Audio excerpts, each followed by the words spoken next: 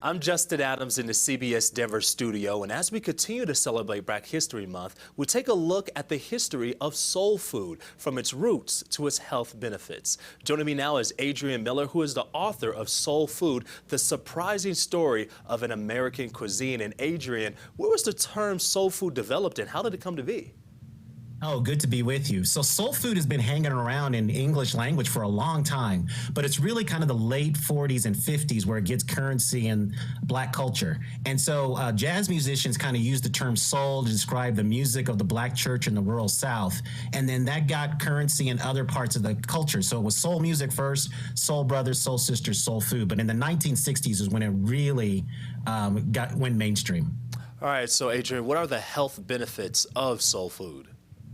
Well, the first one is mental health, right? Having all that good food, being around loved ones, friends and family, evokes a good feeling. But, if you think about what nutritionists are telling us to eat, more dark leafy greens, more sweet potatoes, okra, hibiscus, these foods, when prepared a certain way, can fight cancer and cancer-causing agents, can also give you the necessary dietary fiber for your digestive system, lower blood pressure, fight cholesterol buildup. So there's a whole bunch of things that go into soul food. So we shouldn't get caught up in the glorious fried chicken, barbecue, and all that, just the glorious stuff. We should focus on things that make us healthy.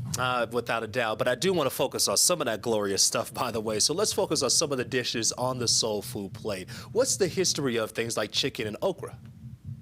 Oh, so chicken dates back about a few thousand years, and it's really native to Southeast Asia, but it makes its way around the world and shows up in Africa around 1000 AD.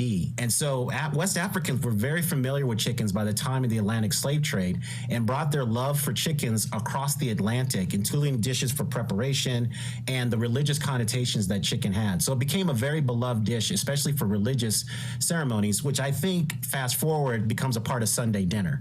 Right? And then okra is native to West Africa. And so it comes across the Atlantic as well during the slave trade. And enslaved people used okra to liven up their dishes. And it was getting a taste of home in some place where, in some place new. I love how you talk about getting a taste of home, because one of the things I love is cornbread and sweet potatoes. So how about those two?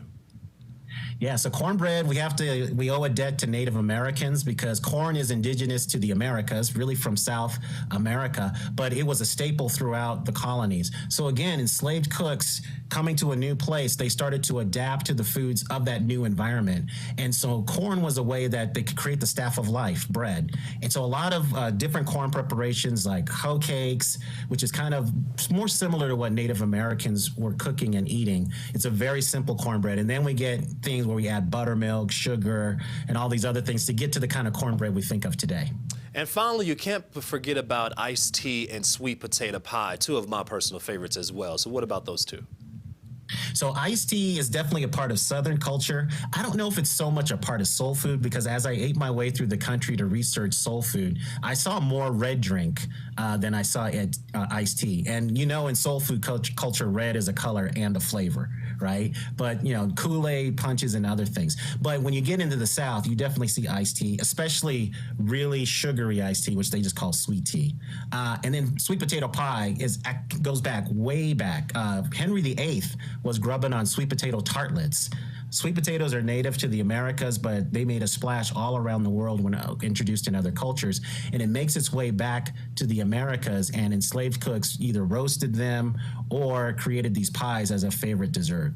We have about a minute left, and we talk about the food aspect, but there's also a communal aspect as well when you talk about soul food. What is that? What does soul food bring to bring families together? Yeah, I think soul food creates community because it's about this massive spread. You think about some beloved caregiver spending all that time cooking delicious dishes that will bring people together, whether it be a church gathering, a family reunion, or some kind of civic celebration. So it's all about sitting down at the table, getting to break bread with somebody, getting to know them, and just understand that we see the love and humanity in everyone around us. Well, I'll tell you what, Adrian, we're going to make sure that you and I, we sit down, we break bread as well, especially over some soul food sometime down the line, my friend. Sounds good. All right. Thank you so much. And thank you for your time, Adrian. And to find out more about the history of soul food and several recipes, go and visit our website at cbsdenver.com.